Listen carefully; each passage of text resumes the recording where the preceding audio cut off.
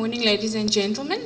I think I must stand behind, a little to the side from the podium, else you can't see me. My name is Abigail Murray. I'm the Associate for Enterprise Development at the Saldanha Bay IDZ. Welcome to our 5th Togasi series. Togasi stands for Talks on the Oil and Gas Industry.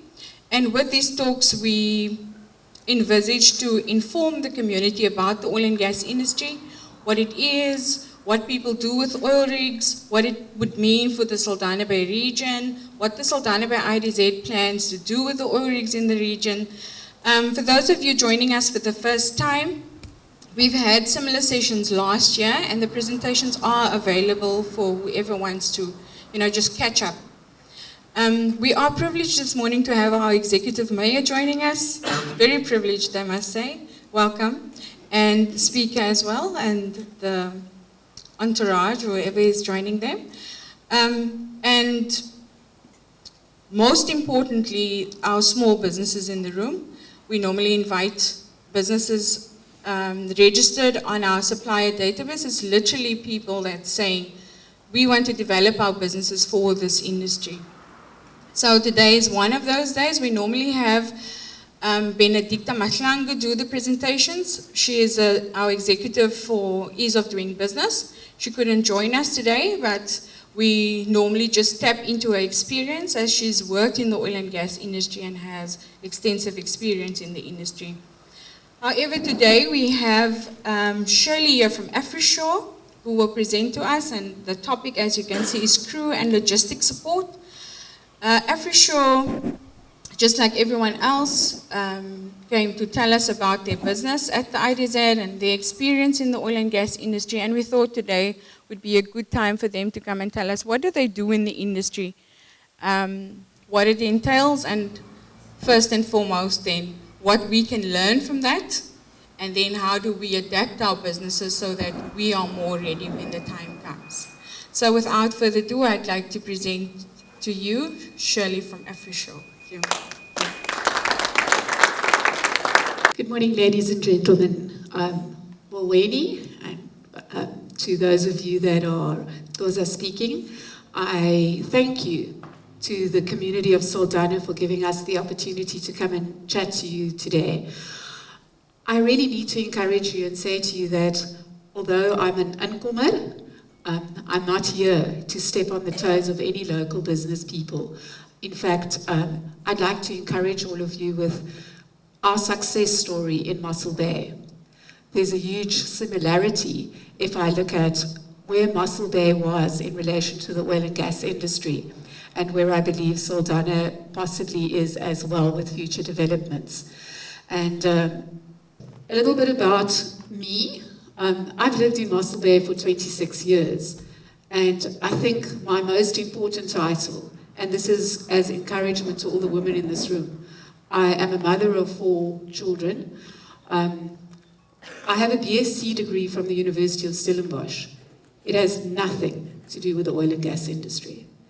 I went on to teach, and living in Mossel Bay, I heard that a local company was looking for a shipping agent. I had absolutely no idea. What is a shipping agent? What does a shipping agent do? I'd seen the vessels in the harbour, like you might see every day when you drive along. You'll see the vessels in the port, and you've been made aware of different offshore installations. But you might really not know what services can you bring to this industry. So when I heard that they were looking for a shipping agent, I basically put up my hand. I was teaching at a private school and I was being paid very little money. And I said, I'll do this. Of course, it was met with huge opposition. I'm talking about 15 years ago.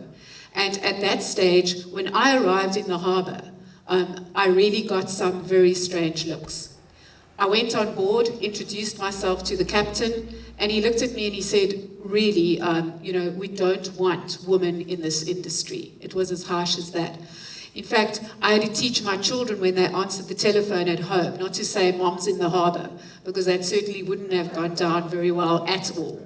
Ladies and gentlemen, if I can encourage you, the only way to make yourself heard, to be able to have a credible offering, is to familiarize yourself with what does the industry require, the terminology used in the industry, what are we talking about.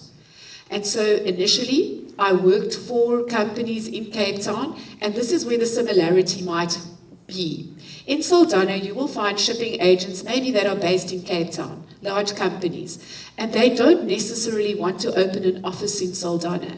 And so, similarity with Mossel Bay, we put up our hands and we said, it's fine, we'll be a sub-agent. So I want to encourage you, don't necessarily want to jump in, boots and all. Basically, often indicates I'm willing to be a sub-agent, because that gives you the opportunity to learn to understand what is required from an agent. So initially I worked for a company, a larger company in Cape Town in Mossel Bay. I was schooled by a very strict gentleman as to what I need to do and what I don't need to do. At that point, quite frankly, I was teaching and I was being an agent at the same time. Now, I don't encourage you to do this. That was born out of need at that point. So I'd literally teach my lessons, I'd be beeped by the vessel on the other side, run down to the harbour, find out what does the captain want, quickly organise that. So I was really running 2 jobs. And by the grace of God only, I started off eventually with 1 staff member, and today we employ 15 people in Mossel Bay. Now 15 might not sound that many, but I promise you that nobody in my company comes from the oil and gas industry. And I really want to encourage you, not one person in our company today come from an oil and gas background, but they were willing to learn. As a company, we were willing to educate our staff. We were willing to send them on every course that we could send them. Things like drilling for non-drilling professionals. We heard about pigs. They put a pig through the pipeline. Oh my word. What on earth is that? How does that work? So we went on these courses that the staff could understand what they talk about. And today, ladies and gentlemen, I want to encourage everybody in this room.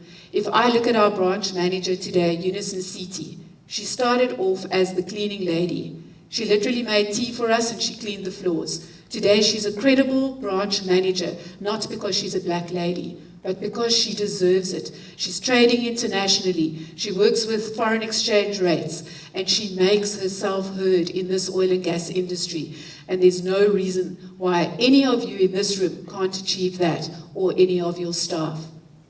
We're talking about vessels. What do we really do? We say we are a shipping company. What does it require? It is not that easy. There are certain governances that need to be understood. The Harbour Authority doesn't just allow any vessel to come into or out of a port. There's control, there's regulation around that. So first of all, if you want to be a shipping agent, you need to register with the National Ports Authority. You need to understand their process. There's certain compliances which are simply there for most industries. Tax clearance certificates, registrations with the shipping union. There are a number of governances that have to be complied with. Familiarize yourself, ladies and gentlemen. Find out, what do we need to do to be a registered shipping agent? What do we need to do that allows us to operate in the port of Saldanha? A vessel can't just pitch up and say, here we are. You can imagine from a national security point of view, that certainly wouldn't be, it just simply wouldn't be allowed. So if you put up your hand and you say that you want to be a shipping agent, imagine you got appointed, okay, and the company sitting somewhere else in the world was happy that you were going to take care of their very valuable asset, because that's what you're doing. Imagine you go to Avis or I'm not advocating Avis, but any rental car company, and you rented a car, okay? You were then in control of that car. The owners of the car had to be sure that you were going to take good care of it. And these vessels that you see in the bay, they belong to overseas owners somewhere else in the world. They need the comfort that whoever they're going to appoint in Saldanha will be their eyes, their ears, will take care of their asset. What is their asset? it is not only the vessel you see in the bay, it is the people working on that vessel. Those are the assets of the overseas owners. They want comfort that somebody, a company in Saldanha, will be able to take the best possible care of their assets sitting out here in your bay. So our 72-hour notice period, that's a practical example. That vessel comes from international waters. It needs to be announced in South Africa for security purposes. There's a 72-hour notice period. If you did not understand this or comply, the vessel would get stuck out at high seas, would not be allowed to fulfill its function in this port. Now imagine if you look at these offshore supply vessels. Right now, I think it's common knowledge in the oil and gas space that because of the oil prices, there's a much larger supply of vessels than there is a demand right now. So the day rates are a lot less. But if we're looking at a supply vessel, we're looking at anything between 15 to 20,000 US dollars a day. Now, companies here are willing to be in this industry. If you fail to announce that vessel 72 hours before it needs to arrive to do its job, and you are late by 1 day, you are costing the owner or the company engaging that vessel 20,000 US dollars. I'm pretty sure you're all going to agree with me that none of us in our capacities as companies can afford that kind of loss. But that is the responsibility that you as companies would have. The same as booking berths, the same as ensuring that the pilot team are available to get that vessel into position, the berthing teams. That, ladies and gentlemen, is the communication and the relationship you need to build up with your ports authority. So if the National Ports Authority have information sessions, you need to attend it. You need to familiarize yourselves with the regulations of the National Ports Authority. Build up sound relationships with these kind of establishments. The photograph there, if you are not familiar with it, is that of a rig being brought into position. Now, in the oil and gas space, you might see rigs come into Saldanha for repair purposes in comparison to in Mossel Bay, where we have the only current offshore oil and gas drilling industry. So where I'm located, these rigs are physically drilling for oil. Now, I think you've probably all seen the comic strips way back of these oil rigs or land rigs drilling in the desert. Obviously, they don't stay in one position forever. They move from well to well. And these supply vessels that you see out in your bay, they physically move the rig. They tow the rig to the next position. And so that is really what that picture is indicating. Now, if we look at various of these, those are oil tankers. Ladies and gentlemen, each of these installations is, if you can imagine, is a hotel. So if you're sitting here and you're wondering, so how can we get involved? What can we do as local business people? That is like your house multiplied by 20. Okay? Or it's like a hotel multiplied by however much you wish to. There are people on board. What do those people need? They need to eat. Okay? They need to clean the vessel. They need to repair the vessel. They need to have correspondence. They need to function with their families at home. They need to arrive at an airport. And often, if they arrive at the airport, the sea conditions, or their vessel might not even be in port. They need to stay somewhere. Once they're at the hotel, they need to get from the hotel to the port. They need to get from the port back to the hotel. They need to get from the hotel to fly to their country of origin. So I hope that you're with me, that you're thinking while I'm talking about the gaps that you, each one of you in your companies you represent, could take care of and fulfill. Those are all the different parts in this value chain that we are talking about. You can imagine that oil rig, the amount of people that are on that oil rig that really require the services that we're talking about. Once the oil rig is further offshore, how do the people get there? We need helicopter services.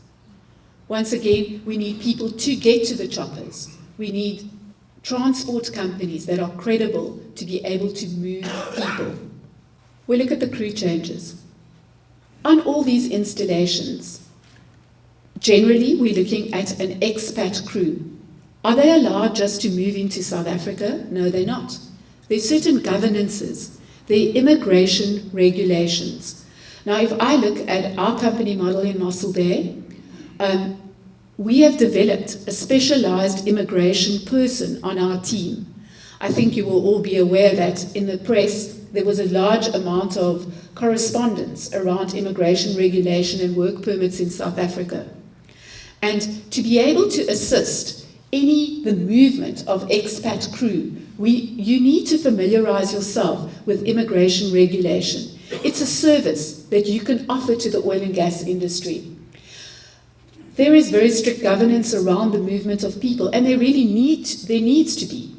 I think if I speak on behalf of Saldanha, if I speak on behalf of South Africa, we want our own people to be employed. Absolutely, yes. But we also can't be arrogant. Where there are gaps in the market and we need specialist international people, let us learn from them. Let us embrace that. But the governance around that needs to be correct. And imagine on every oil rig and any vessel, there are, if you think of your car, it doesn't matter what car you drive, there's an engine in that car, okay? And that engine is a specialized unit, now multiplied once again on a much larger scale on a vessel. So say, for example, the vessel has a Rolls-Royce engine. Can you imagine that Rolls-Royce in the world might have 10 specialists that can work on Rolls-Royce engines on these vessels? So they might have, at any given time, they might have 10 global people that are available to come and work. And there is no time for work visas, work permits. But if you don't own that relationship with the immigration authorities, you can't get that person here as quickly as you need him to be here. So I encourage you, familiarize, it's a gap. It's a gap that you can engage, that you can look at immigration services. We look at the hotel bookings. Those of you that are here from the hospitality industry, from guest houses, from hotels, we need a top-class service. Things need to be on time. The standard that you're willing to offer needs to be a global standard. Sometimes you have to divert. For example, and it took a while for hotel groups and B&Bs in Mossel Bay to understand this. We need lunch packs. We need breakfast packs. People are getting up at 4 o'clock in the morning to get to their installation. Hotels, guest houses don't say no, breakfast is from 6 o'clock to 8 o'clock. Cheers, that's what we do. You are not, there's so much more opportunity than that. We're looking at a diverse community. There are people coming from all over the world with certain dietary requirements. Make it your business to understand what does your client require. I can assure you, if you offer halal, for example, you are going to have a huge business. You're going to have the advantage if you are prepared to look at what does my client really require. Things like Wi-Fi, connectivity, those are critically important aspects in the hospitality industry that you need to look at. You know, there's one hotel group, and it's actually a well-known hotel group. He's actually my business partner in a certain sector. It's a Scottish gentleman from an oil and gas company in Aberdeen. And he stays in one of the top hotels in Cape Town. I can assure you I don't stay there, but he stays there. And the hotel group, because they want his business, they embroidered his initials on a pillowcase. Now, I'm not saying you have to go that far, but it is incredible. Their prices have gone out the ceiling, but you know what? He insists on staying there because I think it speaks to his ego, but he loves to see his initials on his pillowcase. So, guys, I'm just saying, walk the extra mile for your client. Of course, it has to be affordable. You need to make money at the end of the day. If we look at vehicles, those of you in the transport industry, taxi services, ladies and gentlemen, it needs to be a top-class global standard. You cannot arrive there in any transportation that isn't equipped with proper seat belts. that is not clean and tidy. It's the basics. But unfortunately, business community, so often we forget about the basics. The car needs to be cleaned, it needs to be in a proper condition. And remember, sorry, no disrespect to us as South Africans. Sometimes we think, oh, we're in Africa, it's okay, and they must accept this. They're not going to accept it because of insurances. If any person you'd pick up at an airport or transport, just be it from the port to the hotel, there are huge insurances that the international offshore people are covered by. And so a thing like your vehicle, like your driver not picking up his mobile, his cell phone. Hy mag nie praat op sy cellfoon nie. End of story. I can assure you. I'll tell you a funny story. When I started my company, I was doing everything myself. So they didn't need to know that, okay? So I'd arrive at the airport, pick up the guy, he'd say, thank you, driver. Meanwhile, I was the owner of the company, but it was cool because I really just did everything. And I always say we all have vices, so I love to drive too fast, and I'm often in trouble. And so I was chatting away to these gentlemen, they were from Norway, and we were talking about this and that. And casually the one said to me, so what is the speed limit in South Africa? So I said, it's 120. So he said, yeah, I see you like to drive fast. And I was, I love to talk. So I said, I enjoy speed. And it was left there, we spoke about something else.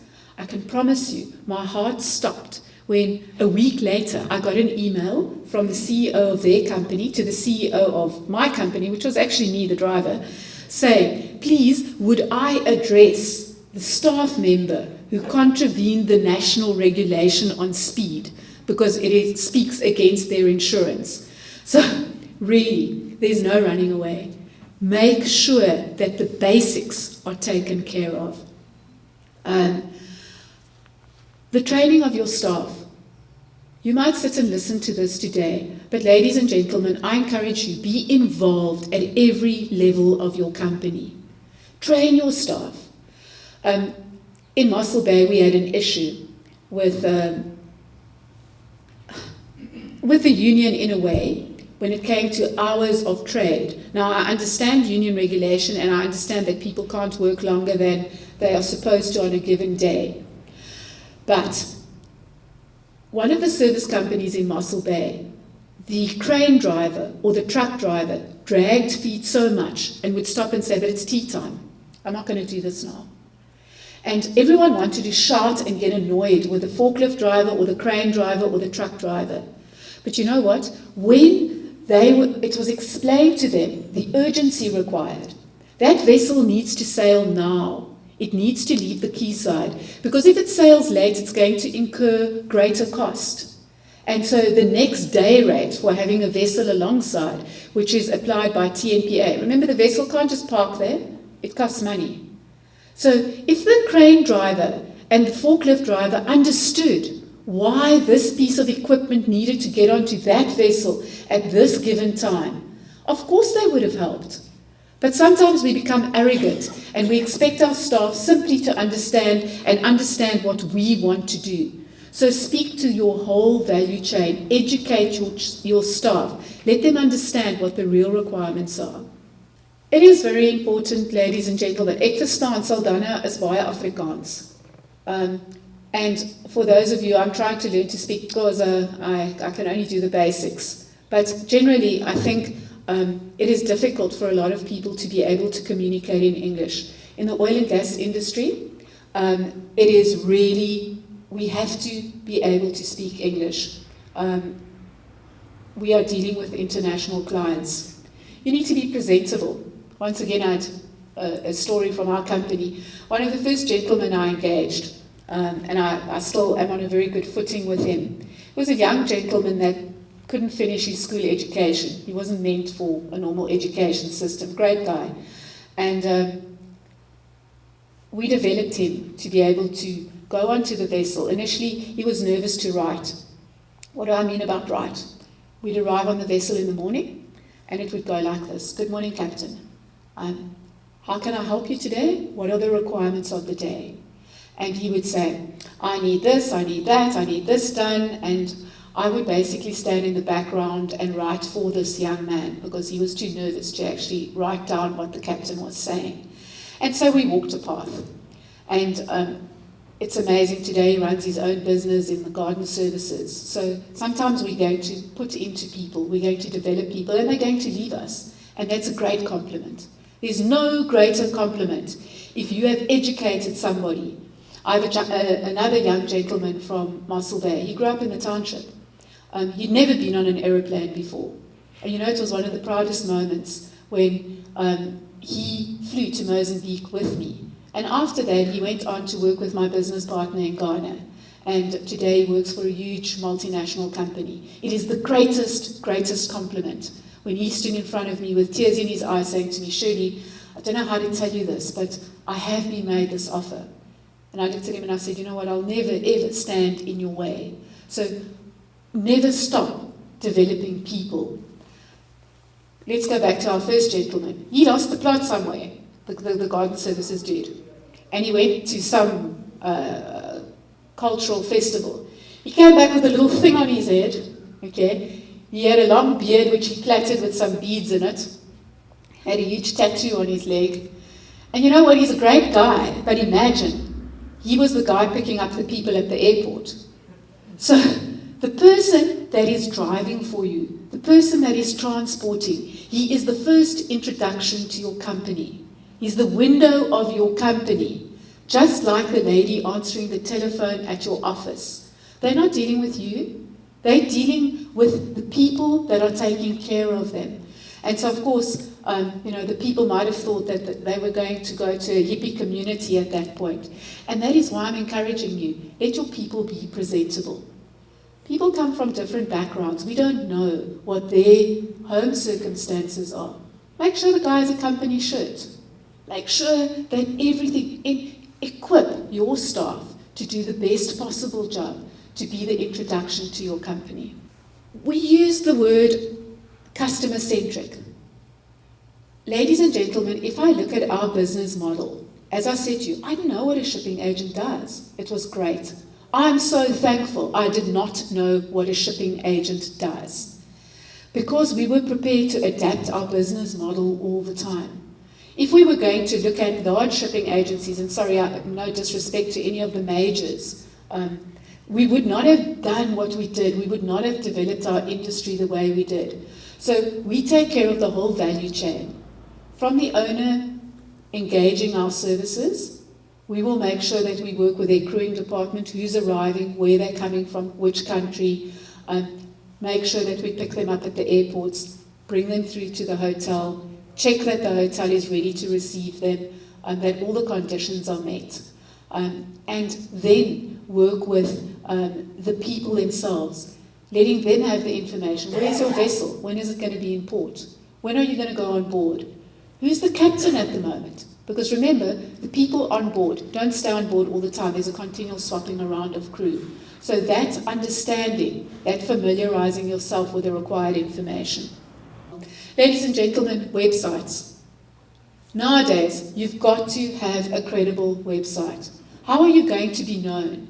And I'm not sure, I can't speak on behalf of the DTI, but I want to encourage you, check with your local DTI.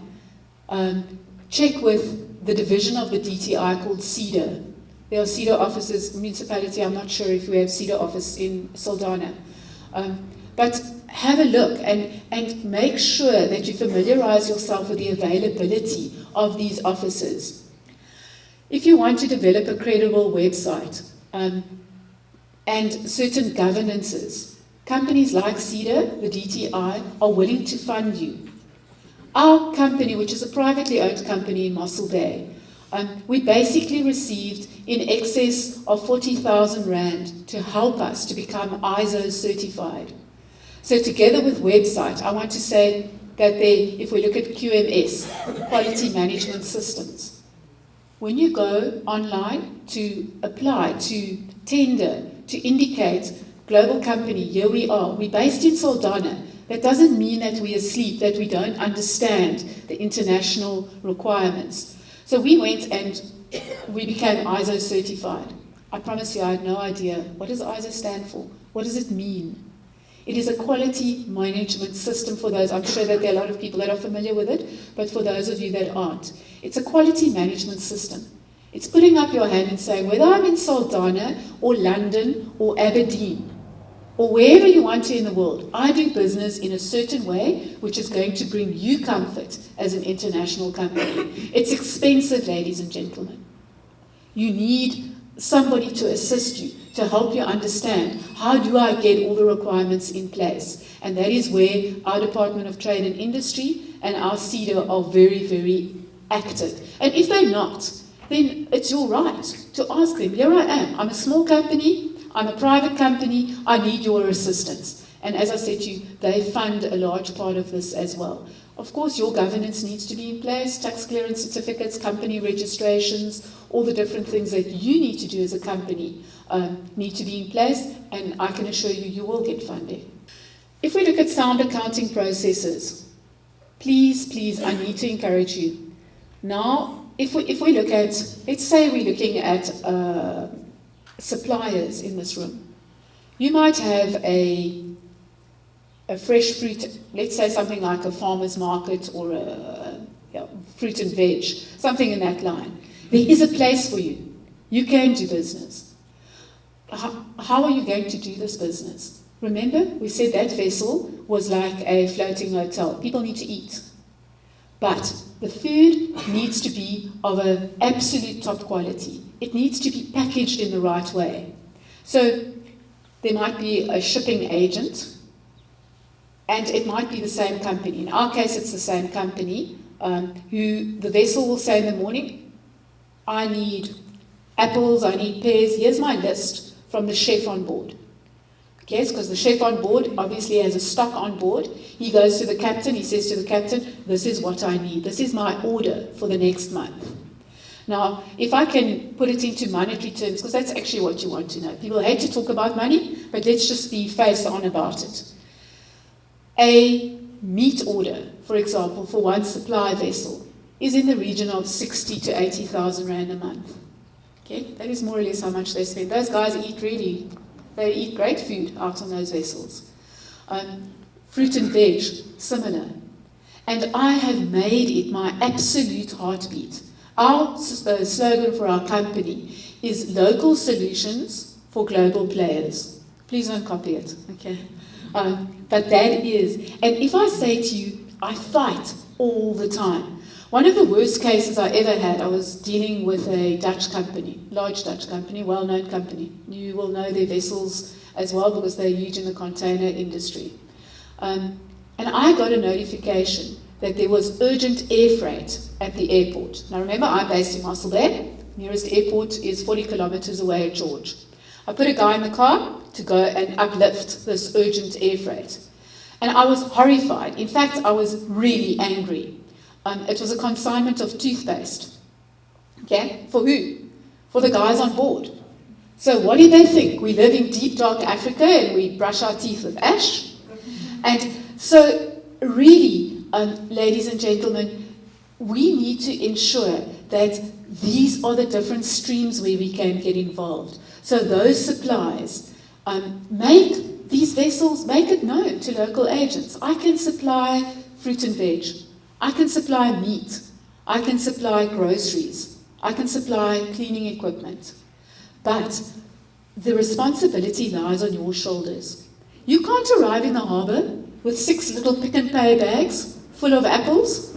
Okay? It's not going to fly. What do you need to do? You need to say, I can supply fruit and veg. How do you want it packaged? Do you want it packaged in crates? Do you want it packaged in boxes? And packing orders, that's where we go back to our quality management system. There needs to be a supplier list because the captain cookie might ask for funny things. Okay, he comes from another part of the world. So he's asking for, I don't know, whatever you can think of that we can't find in South Africa.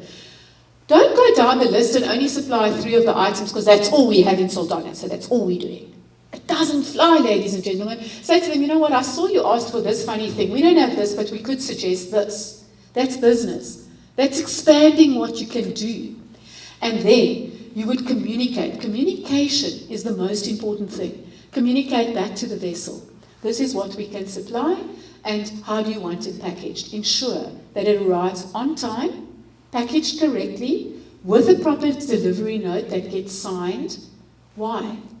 That delivery note comes back to your financial side. We could do the best job in the world.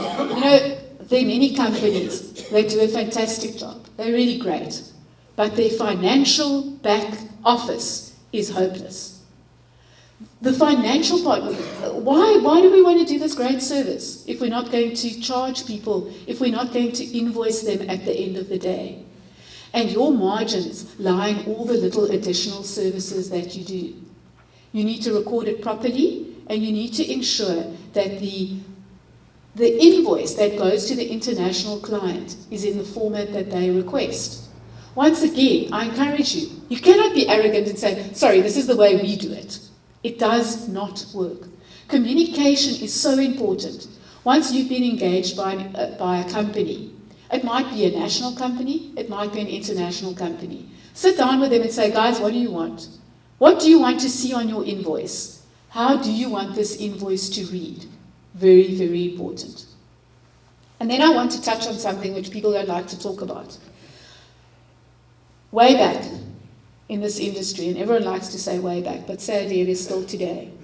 It is, what's in it for me? If you use my company, I'll ensure that you get money in an envelope to make sure that I get this job. Ladies and gentlemen, it is out. It is out completely. Because in the oil and gas industry, and it will be exposed somewhere, you will be in trouble. I worked before I had my own company and I was working in Mossel Bay, I was working for this company. We needed engineering services, we needed the butchery, we needed this one, that one, and so I can line up the whole list. And each of these service providers all used to, at the end of the month, say to me, won't you come and pick up the little envelope and get it to the owner? And you know what? Eventually it boomeranged, and sadly, the company I had to get the money to does not exist anymore today because of VAT. Okay, he was caught out because he was not declaring VAT, and all this money shifting under the table. Do not get caught up in that, ladies and gentlemen. Really. First of all, it's illegal, but people still do it, and it will come and fetch you. Very credibly, you might want a rebate. There's nothing wrong with getting a rebate. It needs to be invoiced, it needs to be documented. So in other words, you might say to me, Shirley, I'm willing, or I can provide this service to you. And I'll say, that's great. This is your price. You can add a 5% increment on that. I'm going to invoice you for that amount of money. So that introductory fee or service fee is documented. It is invoiced. It is exposed to the client. It is credible. It is sound business practice, but it is traceable and it's invoiced and there's VAT on it. So from a governance point of view, you have ensured that everything is running smoothly. Your BBBE scorecard. It is really, really important. You might sit here and say, I'm a private company, I'm a family business, so am I. Okay? So if we want to be taken seriously in South Africa, if we want to grow and develop a business, have a look at things like BBBE. Does that mean if you're a family-owned business that you just have to give part of your company away? Because that's what people say, they get all aggro about this. Not at all. But be responsible about who you procure from. Have a heart to say, who are the suppliers that I can work with? And it's not a difficult chain to maintain. Educate. Get people on board that will work with you. And if we look at the BBBE scorecard and we look at the different sectors of the BBBE scorecard where we can score points, then it is on procurement. It's on enterprise development. There are a number of other sectors outside of ownership that you can look at. Be aware of it, look at it, and work. Ladies and gentlemen, that's our mandate as business people in South Africa today. So I encourage you, don't ignore that. Product availability and lead time. Make sure that you don't promise something to your client that you don't have.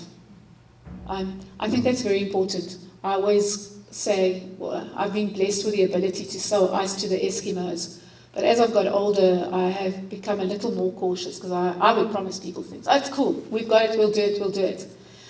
You can shoot yourself in the foot. Make sure that you really can do what you say you can do, and especially when it comes to if there are engineering companies here or hardware suppliers, make sure that you familiarize yourself with what is required and make sure that you carry the stock to be able to supply what you said you could supply.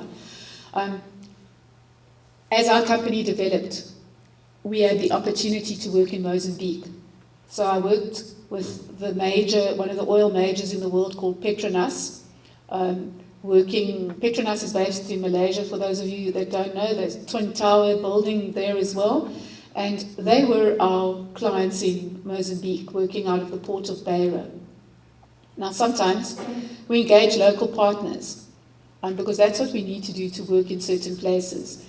And ladies and gentlemen, I'm sure those, and I think all of you are in business, a business partner is like a marriage, except you have much more freedom to tell your marriage partner to be quiet or sleep with the dog. Okay? Your business partner, it's a lot more difficult. So be careful who your business partners are. Don't just accept any willing person, and also don't put up your hand to become someone's business partner that you don't understand, because it's about ethos. It's about what do they stand for. Are we like-minded? Can we work together? And the ethical side is much larger than the knowledge side. The knowledge side can be acquired, but ethos is something from within, ladies and gentlemen. That's how do I conduct myself as a person. And do you want to join yourself to a business partner who does not conduct himself credibly? It's important. Be careful about that. We've spoken about product quality. We've spoken about packaging and the paper trail and invoicing. Once again, if we look cross-border, you might start a little company in Saldanha. We just spoke about Mozambique. How did I get to Mozambique? How did I get to Ghana? How did I get to Lagos in Nigeria? Because these are the places that we have worked and expanded into. And we were exactly the same as any of you in this room. But if you engage international partners, if you engage one of these vessels and you build up a sound relationship with the owners of those vessels, they will do business with you. So the minute they move to Mozambique or to a different part of Africa and they have a sound relationship, it gives you the opportunity to expand your business into all these areas. So exactly the way I've explained we do business in Mossel Bay, we did the same in Beira. It was difficult. It was difficult in Mozambique with the local conditions there to find a driver that understood he needed seatbelts in his car, that he needed to be presentable. Products that we could buy, supplies from the local business people in Mozambique. And I'm not suggesting that they are lesser people. It's a case of mentality, understanding what is the global requirement. So yes, it is more difficult when you're working in Africa, but if you apply the same business model, the same ethos, you are able to do this. Likewise, our developments into Ghana, where we have a very credible service offering. I have to admit, Lagos proved too difficult for us ultimately, and we closed down our branch in Lagos. Simply, once again, because of ethos. We are not willing to pay facilitation fees. We look at quayside management. We've spoken about all the different service offerings, from spare parts to food to transportation. The vessel comes into port that morning. The captain has emailed you and said, I will be alongside at 10 o'clock in the morning. You, as an agent, need to ensure that all the service providers are lined up, are able to take care of that vessel, because they're only going to be in port maybe for 4 or 6 hours. And everything needs to happen in that time. That is your responsibility. There are always repairs on board. Of course, there are welders on board, there are engineers on board, but they need external service companies. So you might have a welding company. You need to ensure that you have been informed what is the requirement, what time must I be on board, what kind of equipment must I bring with me to actually sort out this job. Quotation system. Don't tell them that it's going to cost 5,000 Rand for the job. and suddenly you arrive there and there's an extra this and an extra that you did not know, make sure that your quotation is a credible quotation, and make sure that the communication lines are open with the captain and the engineer as you go along. So once again, communication, know what is expected of you. All that happens when the vessel comes to port. So if you are the shipping agent, you need to ensure that all these service providers that are available in Saldanha, that they all know exactly what they have to do, what time they need to be there. Stupid stuff like port permits. You might have asked the local fruit and veg supplier to come and deliver to the vessel, but he didn't have a port permit to get into the port. So he arrived with his truck full of goods, and now I can't get into the port. What now? Now you have to start running around. You have to run to the port, you have to get authorization to allow the car into the port. Once again, those are basics. Quayside management is absolutely essential to make sure that that vessel comes into port, all services happen, and can leave on time. That's the best advert you can have as an agent. Outside of the vessels in port at the moment, if we look at, and I don't have all the information about the future expansion of Saldanha in the oil and gas industry, but I can imagine that it's pretty similar to Mossel Bay. I know that there is the development of the OSB and everything that goes around that. If we look at project management, there is a huge service offering here once again for the business community in Mossel Bay, in Saldanha, sorry. A team comes in from outside, and I'm going to use an example. I don't know if you have dolose in Saldanha. Okay, is everyone familiar with what a dolose is? Those are those big cement things. Okay. Now, similar to dolose, you get something called a subsea concrete mattress. And these concrete mattresses go over a subsea pipeline. So you can imagine it's like your hose, your garden hose at home. But it needs to be kept stable. It can't be fastened, it needs to move a little, but it can't drift off where it's supposed to be. So these are very specialized concrete mattresses. It looks like a double bed mattress, except it has little blocks with rope in between. Petro SA in Mossel Bay needed somebody to construct these concrete mattresses, and goes out to tender, and please, I hope there's no one from Petro SA here. I'll never work with them again. If I say what I'm going to say, but I say it respectfully. It makes me so angry when they appoint a company in Aberdeen to come into our harbour in Mossel Bay and construct cement mattresses. And you're going to feel exactly the same way if that happens in Saldanha. So project management is so important. What we did was we hijacked the whole situation, luckily, just simply because I have a big mouth. Okay. So we said, come on, this can't be that difficult.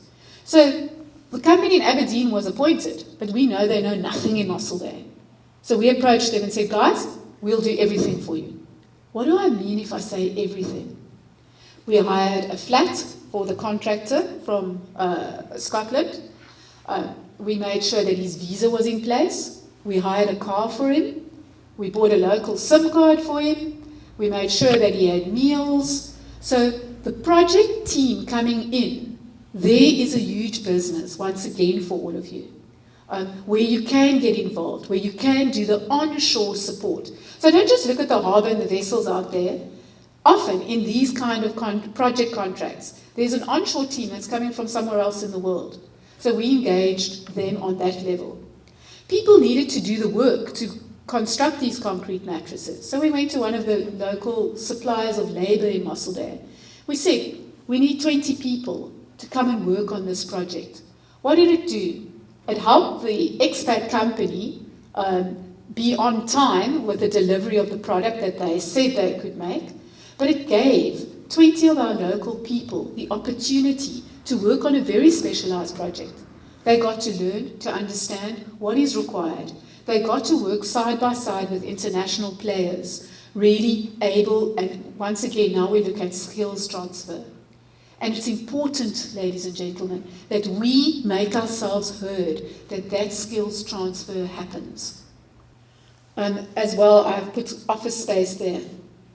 In project logistics, you have expat companies come in, and where do they go? You don't want them to rent their own office. Generally, they don't want to anyway.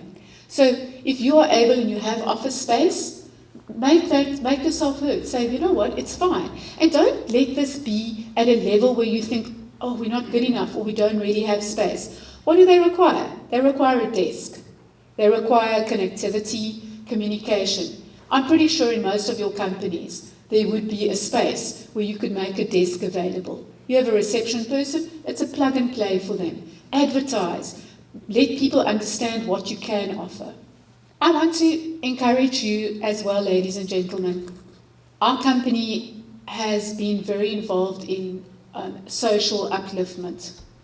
And it is a social responsibility that as a business community you all have. If you want your business to be successful, get involved in local projects. And once again, what I did in Mossel Bay, we have these expat companies working in Mossel Bay, and they earn a lot of money, we know that, these supply vessels. And it's not a case, we are not there to beg, to be in their face all the time, but there's a responsibility.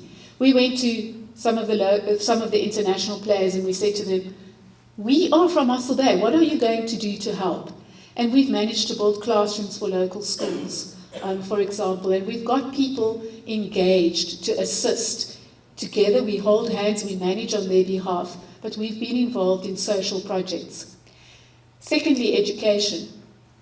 We've run an initiative in Mossel Bay to educate the local school children. Now, I'm sure in Saldanha you have the same case. You have all the local schools. The kiddies go home every day. They see these vessels in this port. Do they know what it's about? I'm sure you sit in restaurants often and then you hear people talk. I laugh in Mossel Bay, especially in December. We have, Gauteng people that come down for holiday. And then the guy from Gauteng tells everybody, het julle gesien daai bote daar in die hawe? Hulle doen dit. He's talking the biggest lot of nonsense. Drives me mad. Okay. So we have a responsibility to educate our children. Engage your National Ports Authority. You need to do it correctly. A while back, we had the captain from one of the supply vessels come down to one of our schools in Isilitisu, in Kwanagaba, and one or two of the other schools. The captain came to speak to the children, the captain and the engineer, and to the local high schools. It blew my mind. I was so sorry that I had not done this before. The children absolutely hung on every word they said. And there was I had parents call us to thank us for the opportunity to let their children understand what career options were available. And so many have come forward and we've been able to plug children in the right direction. Of course, the captain was absolutely amazed. He almost had tears in his eyes because some of the kiddies came back and said, "Captain, please, can I have your autograph?" And he was saying, "Please capture this on film, capture it on film." He said no one had ever asked him for his autograph ever before. So I think that we as a business community have a huge responsibility to ensure that our children understand what is going on in this harbour. Of course, as I said, there's governance. Don't go to the local school and get 20 kiddies and arrive at the port and expect the harbour to allow them in. You need to do it in a correct manner and engage the offshore industry. Engage the players you have here in your port and make it part of your business to educate. Ladies and gentlemen, I want to encourage you that although the oil and gas industry at the moment is probably not the most attractive industry to be in, we read in the press all the time, we've watched the oil price, and we've seen what it's done to expansion and further exploration in South Africa. I can assure you it's not because we've done anything wrong. It is a global trend at the moment, and it is no different to what we've seen over the many, many years that the oil and gas industry has been around. If you look at business and you look at the peaks and troughs, then it is just sadly in a trough at the moment, but it will grow and it will improve again. I think as a business community you might be frustrated and say, but we read all these things about the development and nothing's happening. It will come. Be patient. Use the time to educate yourself with some of the tips that I've given you today. Read, research, ensure that your business is ready for each little step with the small governance issues, that you are able to offer a credible service when the time is there. What we did as well, from an agency point of view, we realized that, and I say, and sorry, it's just my philosophy, God is really the CEO of my company. And so we had the foresight to develop a second sector to our business. And when we realized that just to build an industry on service is sometimes a little thin, because you're at the mercy of people appointing you for services. So we veered off into the manufacturing sector, and we have a manufacturing sector to our business in the wire ropes and mooring rope kind of industry. But so what I'm saying is that the days of doing business, sorry to the older people, like your grandfathers taught you, is over. Okay? It really is. You need to not say, this is what I do and this is the way I do it because my father did it and my grandfather did it. You're going to take the good from what they taught you, and you're going to learn to diversify. Look all the time. Work with the market. See what are the demands, and be prepared to diversify. I've engaged international partners in certain sectors of my business. So my business has various tiers that we offer different things to different sectors of the oil and gas industry. And I can't do it. I know nothing about automation, whatever, and process engineering. Nothing. I know what it means. But I wasn't going to be arrogant and offer this. So I brought international partners on board in that sector to be able to offer that to the oil and gas industry. So be awake, look at the opportunities, and be able to move your margins and your goalposts all the time. It is not a stagnant industry at all. Thank you, ladies and gentlemen, for the opportunity to talk to you.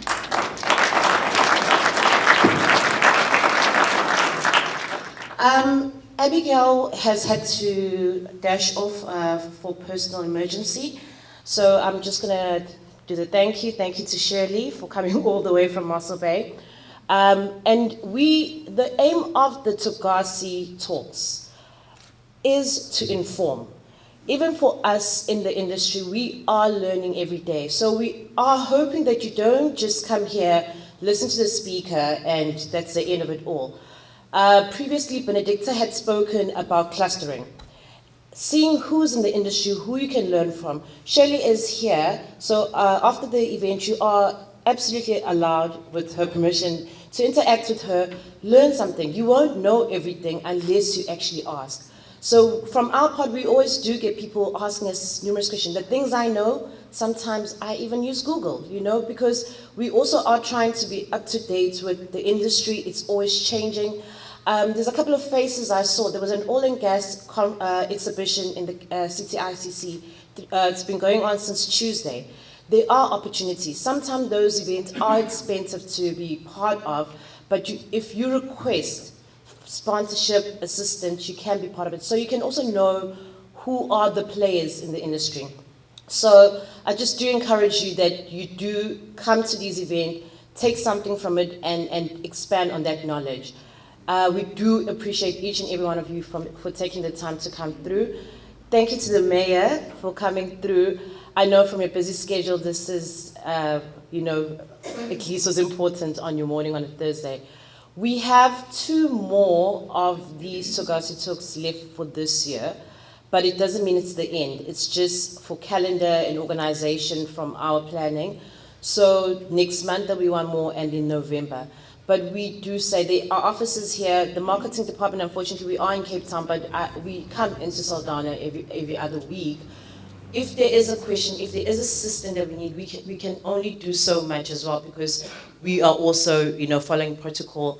And if there's things that you want to know about, let us know. We sit down, we draft plans according to what we think can work. Sometimes we could be misguided, so we are open for suggestions to see how we can implement it.